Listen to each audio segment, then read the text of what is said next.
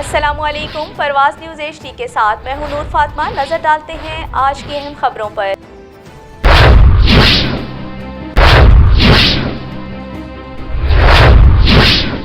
Gujarat police थाना कुंजा ने हवाई फायरिंग करके इलाके में खौफ व हिरास फैलाने वाला मुलजिम असला समेत गिरफ्तार कर लिया।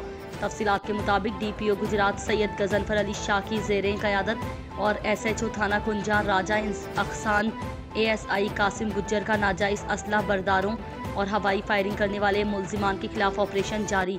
इस सिलसिले में SHO थाना कुंजा ने अपनी टीम के हमरा कार्रवाई करते हुए हवाई फायरिंग के जरिए इलाके में खौफ व हिरास फैलाने वाला मुलजिम असद अली सिकना झेरा वाली को गिरफ्तार करके मुलजिम के कब्जे से 30 बोर पिस्टल बरामद कर लिया, जिसके खिलाफ मुकदमा दर्ज करके मजीद तफ्तीश शुरू कर दी। रिपोर्ट शाहजेब अली शेबी, गुजरात।